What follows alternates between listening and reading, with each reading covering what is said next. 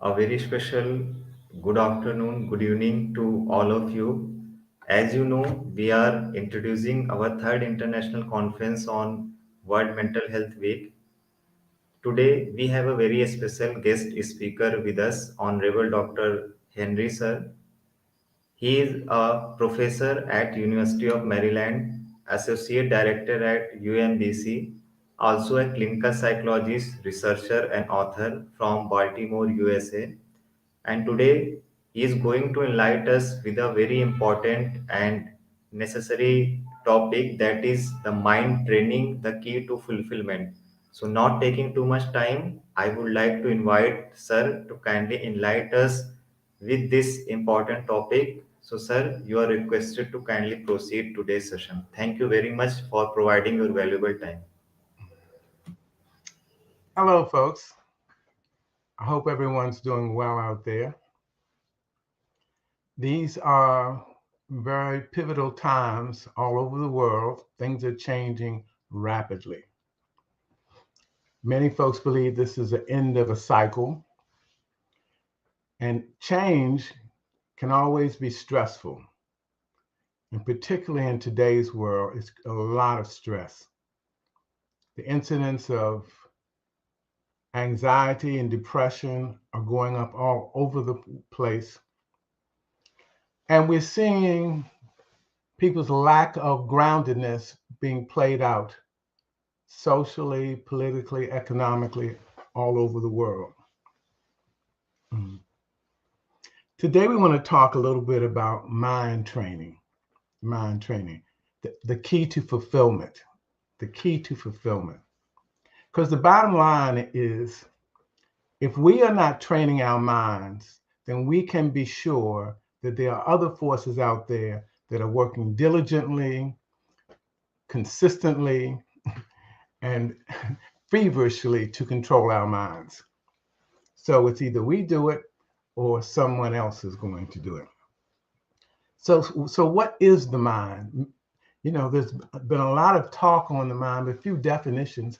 I like the definition that the neuroscientist, the American neuroscientist Daniel Siegel has. He says the mind is the embodied and relational process that regulates the flow of energy and information. Regulates the flow of energy and information. The mind's task is monitoring and modifying our experiences. Many people think that the mind is housed in the brain. And while the brain is one of the ways that the mind manifests, it is a larger process than that. Like I say, it manages and monitors the energy, the flow, how we receive, and how we give out energy. The old research says, when I say old research, I said for the last 15 to 20 years, says that only about 15% of the mind is conscious. The rest is out of our daily consciousness. The newer research changes that a bit. The newer research says that the conscious mind is 5% of our experience. So the implication is, at some level, we're becoming less conscious. We're becoming less conscious. It seems that, to a large extent, in today's world, we're overstimulated and undernourished mentally. Overstimulated and undernourished mentally. I mean, the research says that here in America, that the average person sees as many as 2,000 commercials a day. As we drive up and down the street on our phones and our TVs, 2,000 sophisticated attempts to influence, if not control, what we think. So it's very easy to be overstimulated, to be kept in a state of hyper alert, or anxiety, without going deeper into the foundations of the mind. So, what I'm proposing to you is that in order for us to really use our minds effectively, we have to get off the surface. We have to go deeper within the mind. One of my teachers, Vasant Paranjape, says, under the constant agitation of the senses, the mind is just like constant churning water. You have to gain the capacity to stop the mind.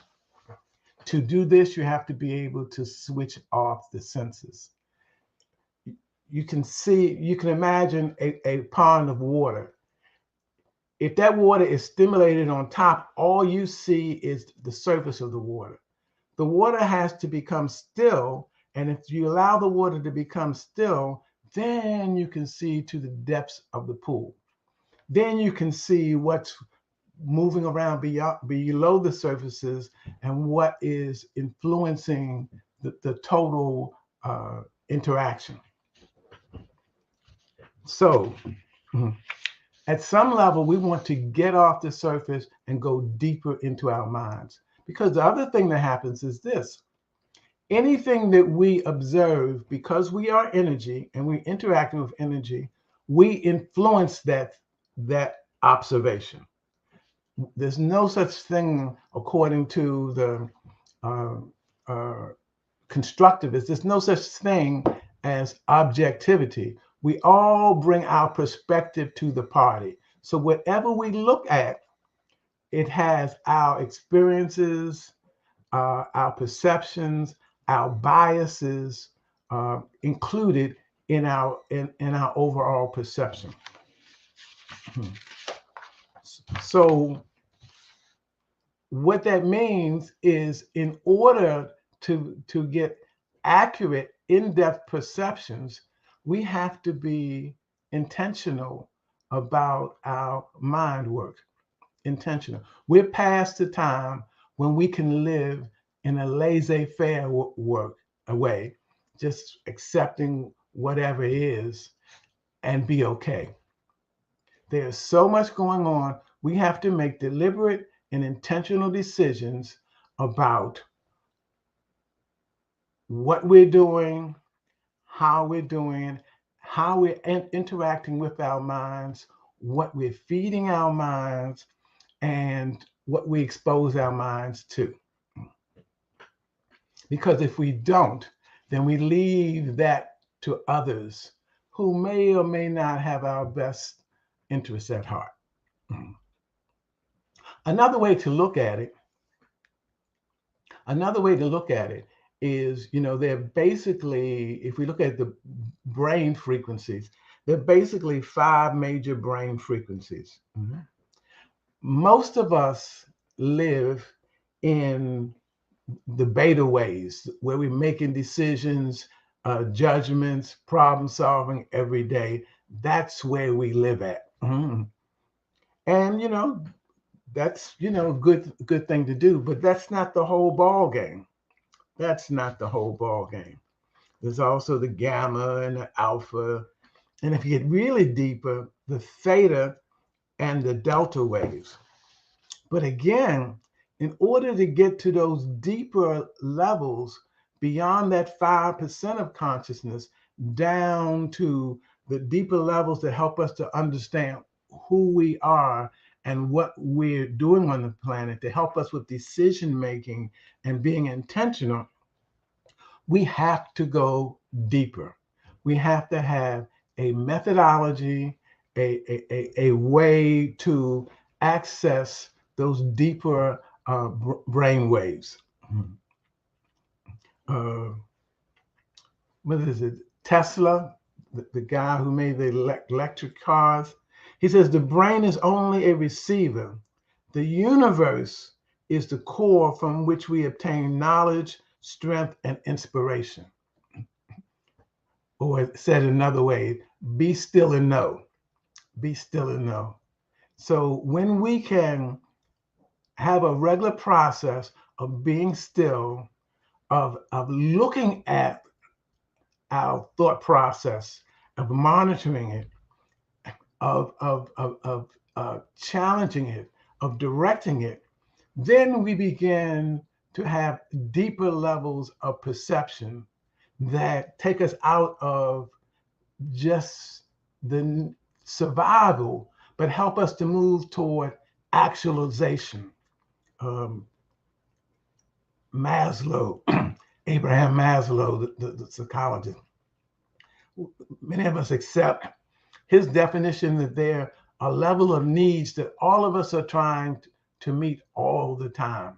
And it starts with um, the physiological needs, food, shelter, and clothing like that. And it moves up to safety and then love and belonging, self-esteem. And at the top is actualization. So it almost goes the opposite way as the brain waves. The brain waves go deeper.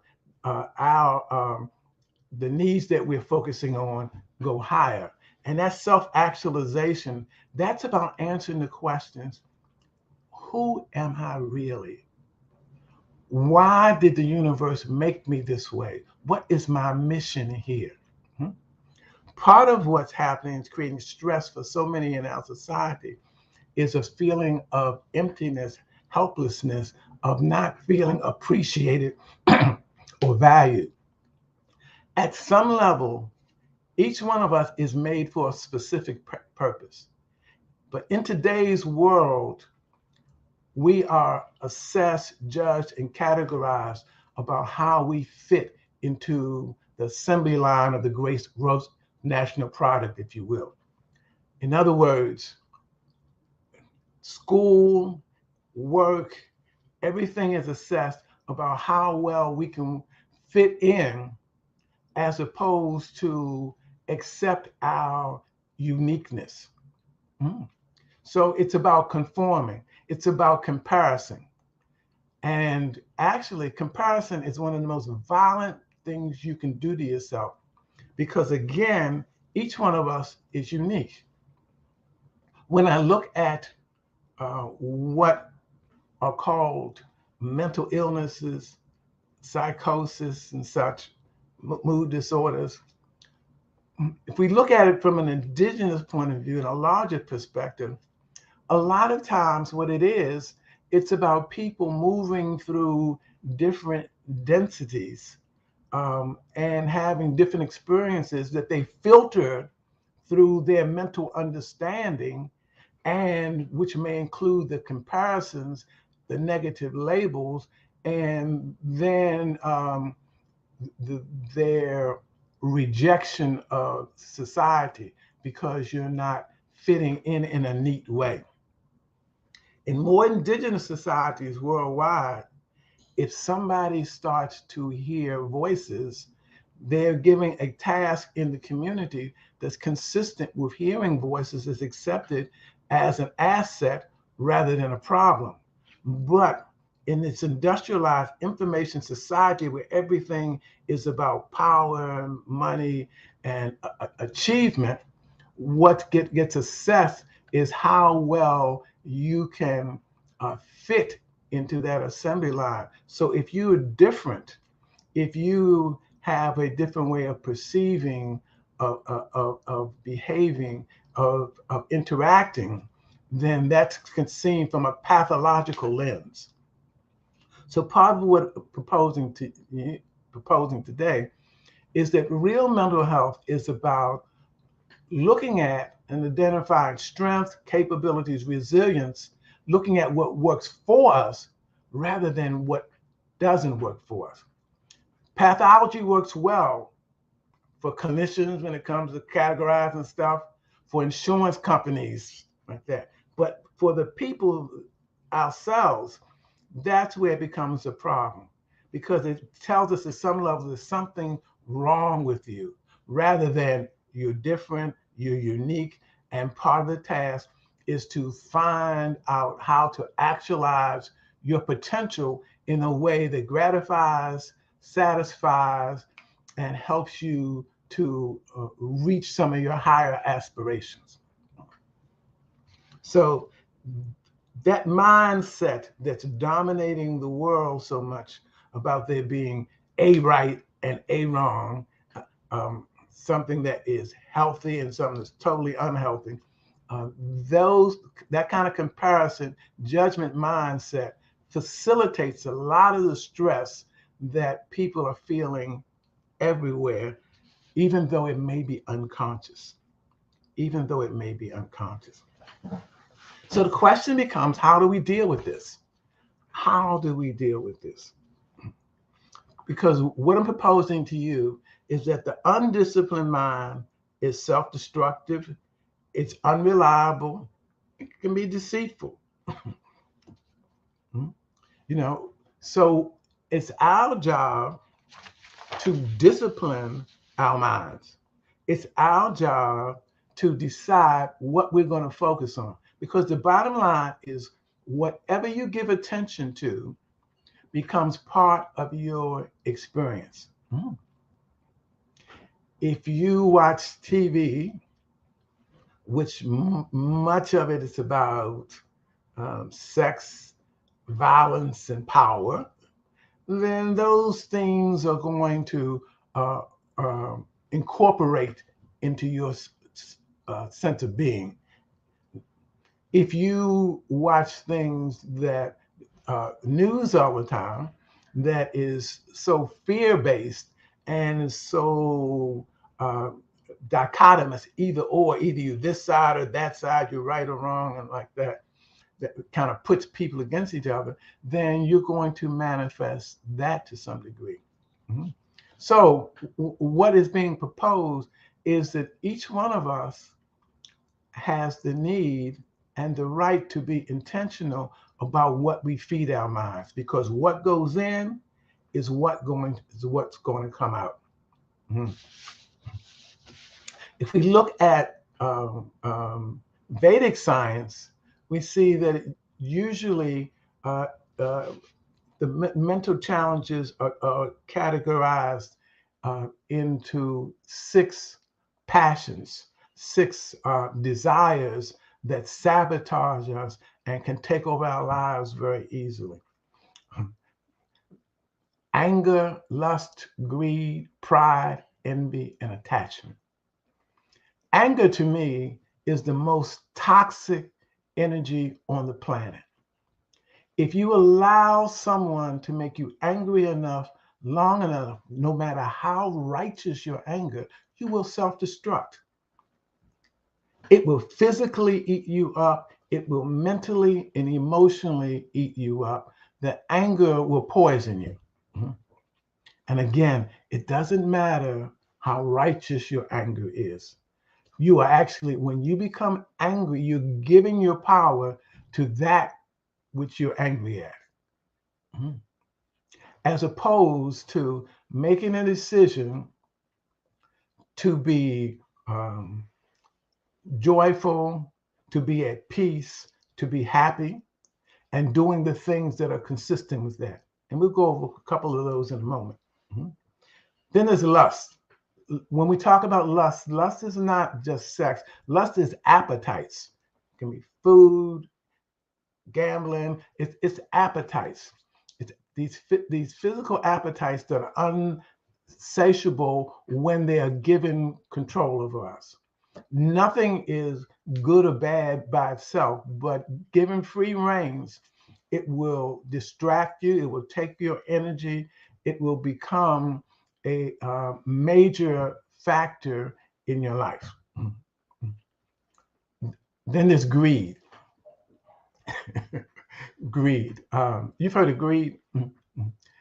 Um, there's when we are controlled by greed, there's never enough.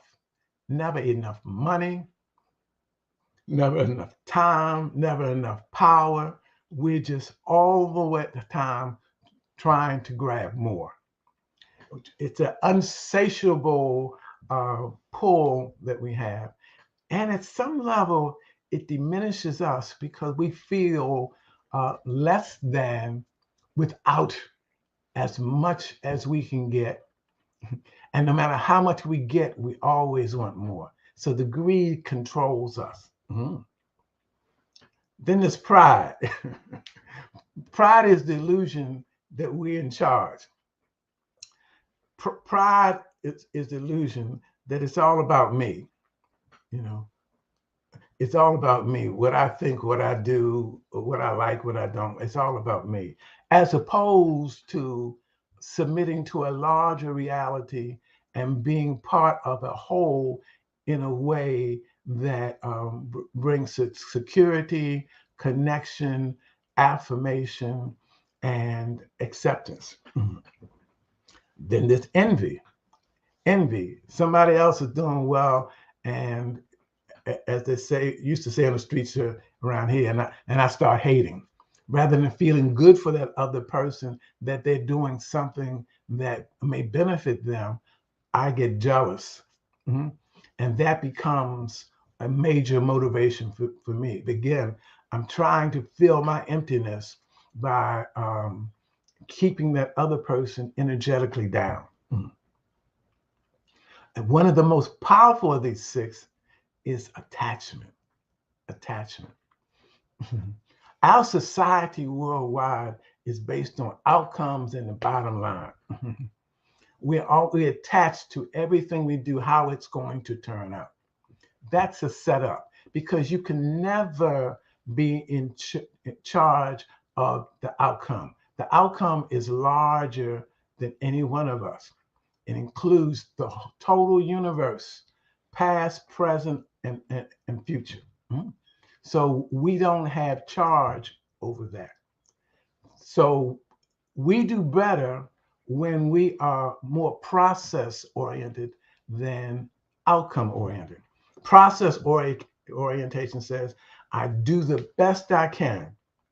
I am loving, I share, I try to be of service, I do the best I can and let the rest go. That's where real freedom comes in. So whatever comes out of that, I accept. It comes out of that. That's what the universe has for me, and I will deal with that. I am not trying to be attached to and control the outcomes all the time. Again, our society, is set up that way a lot throughout industry and throughout the world, but it is not healthy, and it's a setup. So those five pieces, those passions, if you will, lust, anger, pride, envy, and attachment, if we are not conscious of them and working to minimize their influence, we will be caught up with them. They will control us and sabotage our ability to be happy. The mind is very creative. Again, Vasant Paranjape says, the mind can rationalize, justify, or defend whatever one wants to do. The mind is a trickster. The undisciplined mind is not only has the person out of control, it's easily manipulated, controlled, and programmed by external forces, because it's always looking outside. It's always on the surface. It always is trying to deal with what we call a lack mentality, rather than accepting that we have everything we need. I'll jump ahead for a second. I'll just tell you, the attitude that maximizes brain functioning, that maximizes mental capacity most, is an attitude of gratitude. When instead of looking at what we don't have, we look at what we do have. The glass is half full rather than half empty. That helps us to feel fulfilled, attended to, connected, nourished, and fulfilled. An attitude of gratitude. Again, the neurological research says um, when brain activity is monitored, more of it lights up when we're in an attitude of gratitude than any other time. Any other time. So, so again, the mind will reflect whatever it's focused on, but we have a choice. We can focus on what we have or what we don't have. We can compare ourselves to others or accept our uniqueness. Mhm. And to do any of that, we have to go deeper. We have to go to the quietness. We have to go connect with that part of us that is in the deeper realms of our being. So let me give you real quickly of 7 rules of thumb. 7 rules of thumb. The first one is single pointedness. That's about focus, concentration. That's about mindfulness. It says that the mind can think rapidly, but only at one thing at a time. That stuff about multitasking and doing all that stuff that keeps us at the surface, keeps us stressed, agitated, and such. We do better when we focus on one thing at a time. If I'm eating, I will do better. I will be more relaxed, more present if I just focus on eating, just chewing my food. Same for washing dishes, or reading or taking a walk. Whatever I'm doing, single pointedness, do one thing at a time. Train the mind to focus so it can go deeper, so it can get off the surface. So I might, and of course, meditation is one way to do that. And the process goes concentration. We focus on something, whether it's an affirmation, a scripture, a vision. We focus on something, and as the mind drifts off, we bring it back. Keep bringing it back gently, like we would a child. And that concentration, that after a while, becomes contemplation, where we become absorbed in what we're focusing on, and that's when we start to automatically descend into the depths of our experience. And then we go from concentration, contemplation, we end up in a state of meditation, where we're connecting with our deeper selves, we're connecting with the universe, we're connecting with life, nature, God, however you want to call that universal intelligence, in a way that connects us, validates us, and helps us see potential. So that's single pointedness. And whatever we do, we are better when we can focus. Number 2 is no fault finding. That's talking about positivity, no blame, compassion, empathy, forgiveness. One of the most destructive states of the brain is when we're being critical. More the brain begins to reflect that stress, begins to shut down, have a harder time functioning. So no fault finding is about being aggressively positive, aggressively looking for what is rather than focusing on what it ain't. As I said earlier, so much popular media, whether social media, news, or television, is focused on negativity. Negativity, which is generally based in fear and makes folks easier to manipulate and control. So, no fault finding, learning to be positive, to look for what is, to move on aspirations, to see how things fit together rather than how they don't. And one of the things that does, and one of the ways to do it is, in the back of the brain, the older part of the brain, when human brains are smaller, it's called the amygdala. That's fight, flight, or freeze. Fight, flight, or freeze. And when we're under attack, we go into defensive mode, and that's what we are. That's where many of us live at. And again, that creates a lot of stress because we're on hyper alert all the time, and we go toward this automatic response. That's where many of us live at. Where we want to be, instead of reacting, is responding. That's up in the prefrontal cortex. That's where decision making happens. That's where empathy lives. That's where compassion is generated from. Mhm. But what the neuroscientist is saying, many folks in today's world, again, the neural pathways between the amygdala and the prefrontal cortex are not open.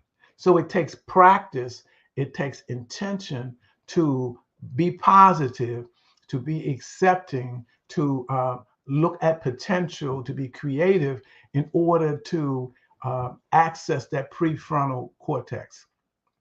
And the main thing you can do to access it is pause and breathe before you make an action. When something goes down, first thing you do is, one of my mentors used to say, Ross Ford, the first thing you do when something goes down is nothing. Just be still for a moment and give yourself the benefit of using your total capability to focus on that thing. So that's two. Single pointedness, no fault finding. The third is discrimination. Discrimination, it's about having it's free will, having goals, understanding one's V karma or purpose and mission in life. It's about following through with commitment and persistence. So, how it works, anything we practice, we get better at. When we're deliberate and intentional about our decision making and look at the decision in a larger context rather than just in survival mode, when we look at how all of us interrelate and how this can serve or affect all of us rather than just me, then we make better decisions and we become better at making decisions. So that discrimination helps to sharpen our faculty to decide. Then there is, again, the last one is non-attachment. Non-attachment is about letting go. It's about accepting, surrendering. It's about having faith and courage. And all of these are things, again, we can focus on. The more we focus on, the more we give attention to them creatively, intentionally, the more they become major players in our lives and help us to utilize our total mental capacity. And the last three of those 7 rules of thumbs are real complicated, but let me go over them real quickly. Think something good, say something good, do something good. Think, say, do something good. So that's our 7 rules of thumb that will help to program our minds so that we can get the optimal usage of the capacity of our mind, so we can go deeper, so we can be more holistic in our intentional efforts to be healthy. So the bottom line is this: intentionality requires self-discipline. And discipline is about being able to say yes or no to oneself. And there's a science and an art to being self-disciplined. So often, people make, at least in the United States, they make New Year's resolutions. I'm gonna do this and I'm gonna do that, and that lasts, 4 or 5 days or a week or 2, like that. What we're suggesting is take bite-sized pieces. It's consistency that works more so than grandiosity. So it could be as simple as saying that I'm going to get up 5 minutes early in the morning. If you do what you say you're going to do, your willpower increases. The Sufis say the will is all the power that there is. And so that increases your capacity. Or you can say it could be something that's not even related. You can say, when I get up in the morning, before I brush my teeth, I'm going to turn around in a circle 1 time. Doesn't have a functional a functional benefit, but Again, if you do what you say you're going to do, your ability to uh, manifest your higher willpower increases every time you do what you say, and vice versa. That's why I recommend, don't be casual about what you say. Don't say, see you later, unless you really plan to see me later. Because if not, then you're telling the universe you're going to do something that you're not planning on doing. So rather than do that, you might say, bye, take care, have a good time. So so this is quick, but the point is that we have to be self-disciplined to be intentional.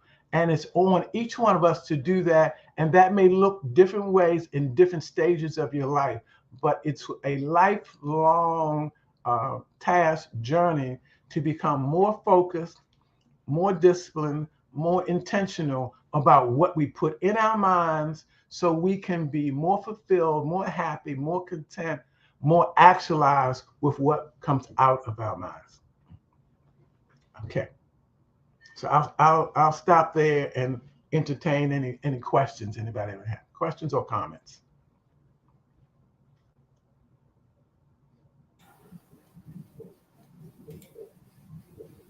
Uh, Thank you so much, sir, for such a nice information. Let us take few questions from our audience. First question is, what will be your advice to mental health professionals about true understanding of mind and its functioning, especially while the treatment, etc.? Okay. So two things. I do a lot of training with mental health professionals.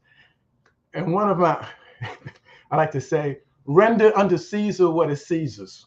So you have to write your notes certain way, and you have to come up with a pathological definition and all of that in order to get paid. I want you to keep getting paid and keep living indoors. So do that. Just understand that that may be different from what you actually do with that person. That is different what you do with the person. And in order to be effective with your clients, you have to do it with yourself. Ultimately, what you communicate in the therapeutic process is energy. No matter what model you're using or what focus you're using, it's your energy. So you can't be doing one thing and saying another. It's about doing self-care, being intentional, working on yourself so your energy can rise to its highest vibrations, and that is communicated to your clients as you work with them. Because some of the oldest research says the things that are most curative in the therapeutic process are empathy and positive regard.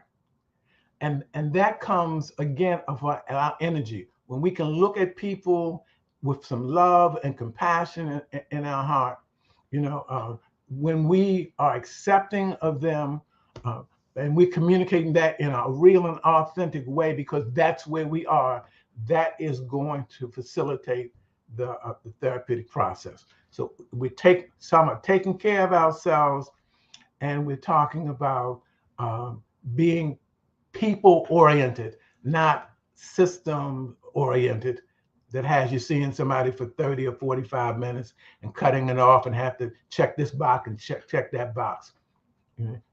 Do that if you have to, but be present for your client.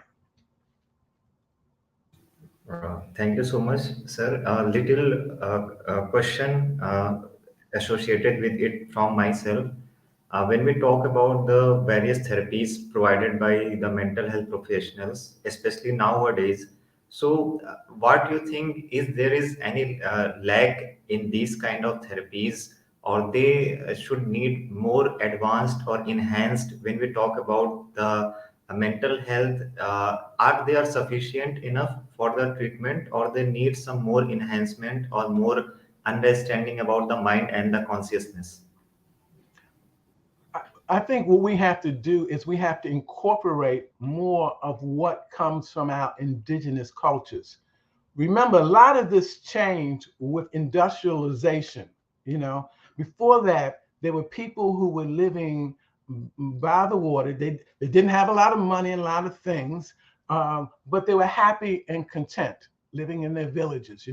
When we started making the standard, you have to live in the city and you have to have a lot of money, and you have to do this, and then that's when people started getting more of these labels. So when we can look at our more indigenous practices and begin to incorporate the ones that were health promoting, that help people to have a sense of purpose, connectedness, to feel connected to the universe. When we incorporate more of them, we will do better. Not just the ones that are empirically validated in universities and institutions, because that's again, that's an economic game. That's professional hustle. You know, you can go get, you know, do do some experiments with somebody in the Amazon, and on a Tuesday with people who are 2 feet tall, and then you're going to come by and apply it to everybody in the world because you know you did it according to how we do empiricism. Empiricism is how should I say? It can be a game. It can be a game, and I'm being nice. Okay.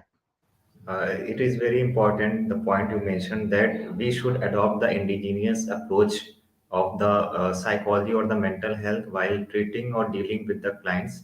It is very essential to, as you also mentioned, a very great example for understanding it. Moving forward, you talk about, sir, the observation. Our mind has a great tendency of observing, as well-known psychologist Albert Bandura also propagated the theory of observation. And you also, through your lecture, emphasize the observation. So, and also you mentioned the great capacities of the mind. So, next question is related with it. Someone asked, what is the true potential of a human mind? How someone can achieve it? What are the steps? So, in brief, sir, kindly describe the true potential of a human mind. Okay. So the mind is a tool. It's like a computer. Whatever goes in is what comes out. We are not the mind. We are more than the mind. You know, when we talk about states of higher consciousness, samadhi, and other higher states of consciousness, we're talking about getting past the mental interaction and being more into um, I'll say the gateway, an intuitive gateway, where we um, experience beyond knowing, beyond knowing, like that. So, but the first step is to have some discipline about your mind, to train your mind to avoid those passions, those desires, to maximize the movement toward how you want to be. If you want to be loving, kind, of service, generous, then you need to do things that are consistent with that. Be around like-minded people who have some of the same vision, some of the same values. So, because we're all reflections of each other, and we all social beings. We need each other like that. So the steps. So the steps. I outlined a few steps, um, but there are many different programs. The one that I use, we call it homotherapy, or the fivefold path. And it starts off with purification of the atmosphere, understanding that there's so much pollution. The pollution affects our minds and we don't even know it. It's like living in a dirty fish bowl, mhm, and we're not even aware of it. So through the process of homas, of yadnas daily, you can actually clean the atmosphere reduce the pollution, and the mind begins to settle more readily. It begins to settle more readily. The second aspect is called dana. Dana is sharing of assets in the spirit of humility. It starts with the assumption that nothing belongs to any of us, and all of us have the obligation as caretakers of whatever resources we have to share, to share. And um, just think of that. If we all did that freely, there would not be so much poverty, hunger, lack of resources worldwide, where 10% of the people worldwide have 76% of the wealth, and the lower 50% have 2% of the wealth. That wealth gap would not be there if we all accepted that whatever resources we have, we're just caretakers, and we have an obligation to share responsibly. I mean, not give people, resources to hurt themselves or to use in unhealthy ways. But if you're reasonably assured that somebody can use it in a positive way, part of our responsibility is to pass it on. So that's two. That's the purification. That's dana. The third one is tapa, self-discipline. Self-discipline. And what I love about this as a step, nobody tells you what discipline to do. They tell you about the format, but you decide what it is that you need to do. Whether you need to start to change your diet, or get more exercise, or watch less TV, or listen more, whatever, and you set up steps to move in those directions. So that's self-discipline, and that's where those passions or desires come in, and we work on those. And then the fourth aspect is called karma. Karma. Right thought, right speech, right action. That's all. Right thought, right speech, right action. Do the best you can in the moment. And the last one is self-study. Self-study is the reflective process of answering those questions. Who am I really? What's my purpose? What's my mission? What am I supposed to be contributing? What is the service that I bring to the party? So that's one format. That's not the only format, and many formats are compatible, overlap. The thing is, go after the highest values that you have and try to manifest them as a lifestyle through your disciplines, through your focus, through your study, and see where it takes you. Be your own scientist, get your own data, and see what it does. Thank you so much, sir. You have very well explained the five-fold paths for unlocking the potential of a human mind and the brain. And you mentioned it is not just a way, or there are so many, but you can go through it for unlocking the potential of your mental power. So, you also mentioned, sir, about that our research says that many neuropsychologists say our neural transmission between medulla oblongata and prefrontal cortex is not so much in a swift way. So many problem arises. Whatever we in which area we are living, we are living in medulla oblongata, or we are living or dealing with prefrontal cortex. So it is also a very scientific explanation for the modern age viewers. And my question, another question or advice from you all wants to know that many students or the aspirants who are wants to become a mental health professional, or who are related with the psychological field. So what will be your advice to those who wants to do some great work in the field of psychology or mental health? Mhm. Um, find a mentor. Find a mentor, somebody that you respect, to give you some guidance, some feedback that you can watch and gain some knowledge from. Yeah, study the books, I mean, read them and, do your tests and all that. But it's the interpersonal interaction, I think, that really feeds this work the most, because that's what it's about. It's about um, learning about myself in relationship to other folks.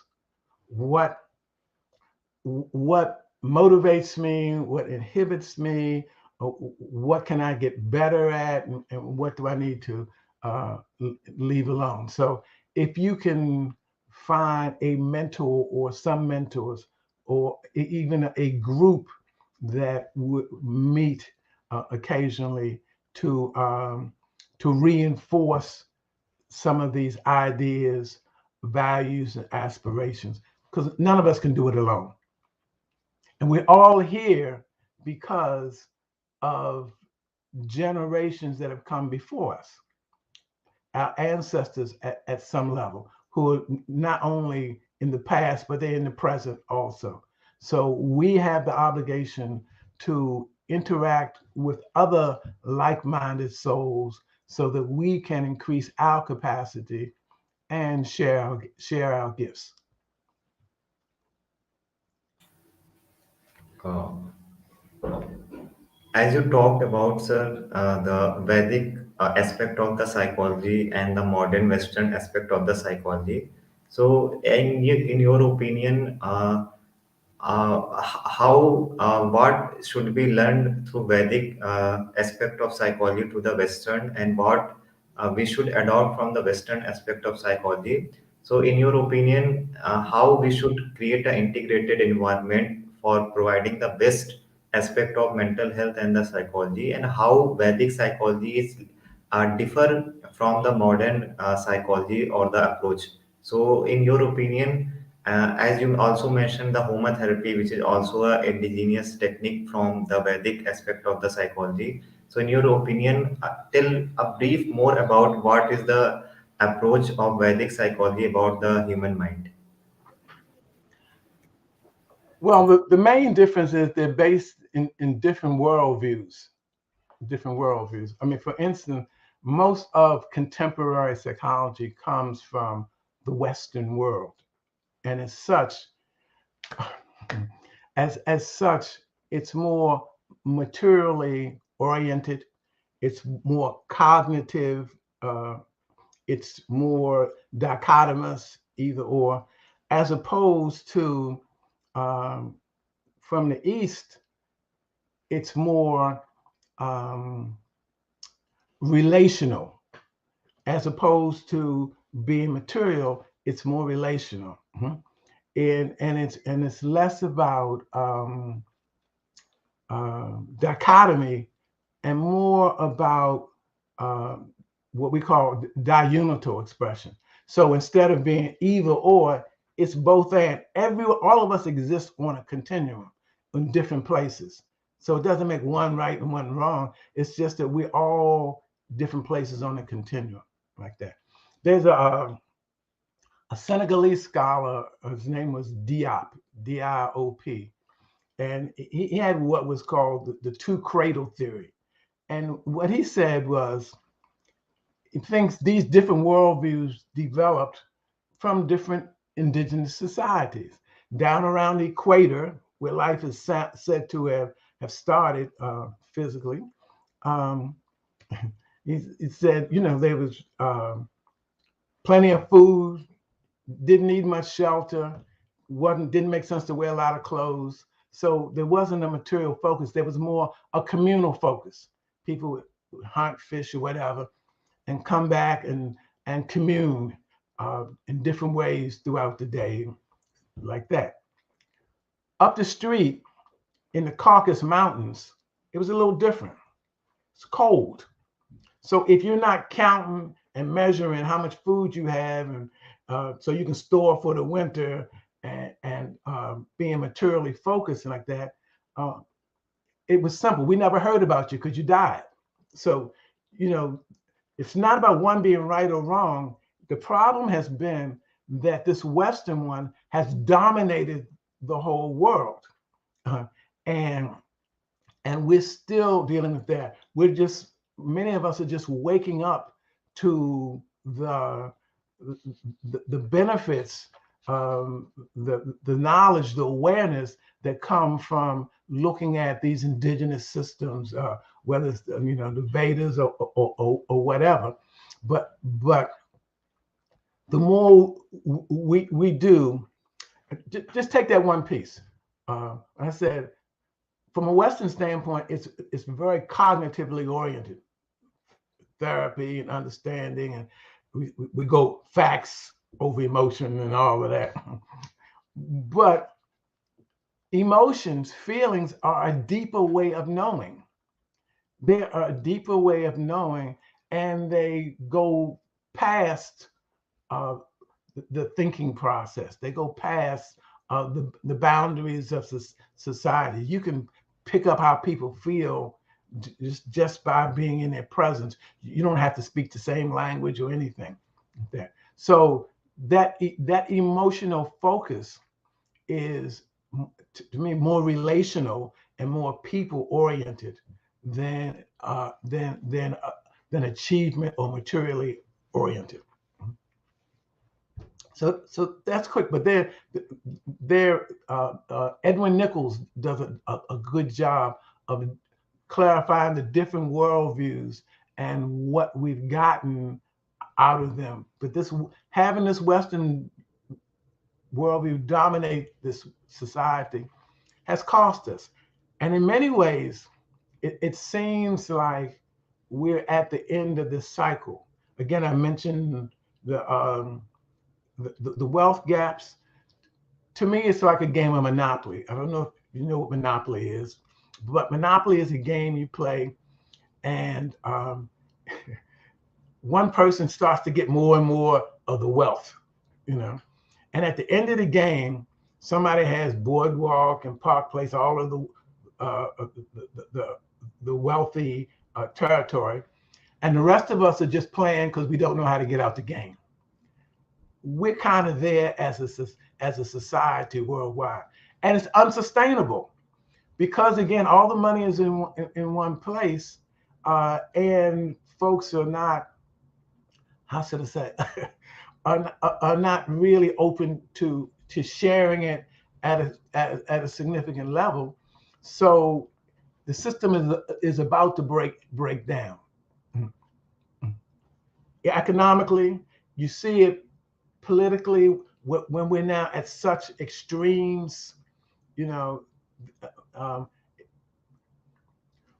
if I could say there's one thing that's needed on this planet more of, we have to get better at working together. Right now, it's about me, and you're wrong, and I can't see your point of view, you don't see mine. And we have to get better at working together if we're going to survive, if we're going to thrive, because all of us have some part of the solution. All of us have some part. So it's more about inclusion, including everyone. That's whether you have degrees or whether you speak one language or 10 languages.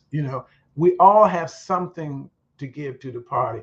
And when we can be more inclusive, we increase our solution making repertoire.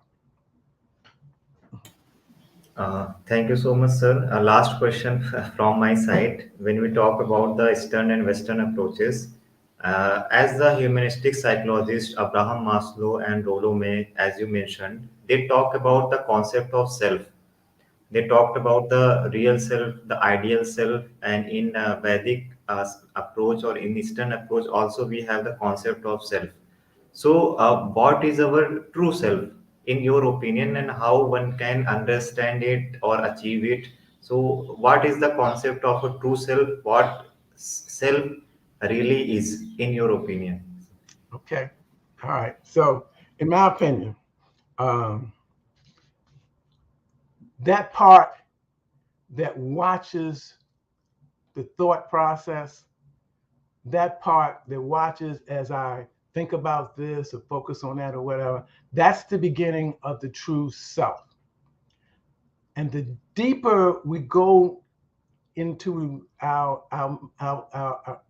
true selves, the more we find out that it isn't but one self.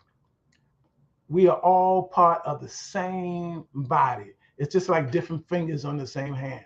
And I get caught up in thinking this tip is so independent and different, but all ultimately it's all part of the same hand. So what seems to me to be so is that we are all one. We are all one. And that's why our welfare is interconnected. So there's no such thing as I can be all right if you're not all right, and vice versa. That oneness, and that oneness, you know, the scientists are saying now that everything is energy, and the mystics and the theologians have been saying that all along. Everything is energy. It just manifests in different ways, in different times, in different places.